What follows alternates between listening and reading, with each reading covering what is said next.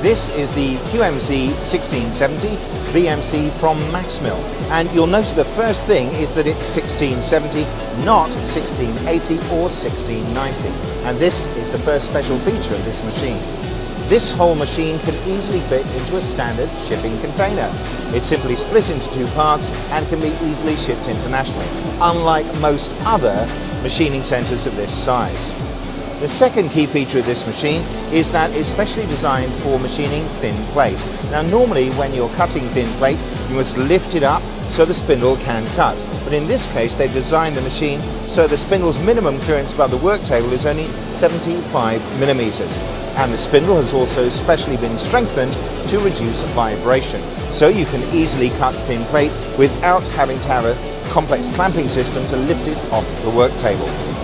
If you'd like to know more about the products from Maxmill, then please check the link at the end of the video.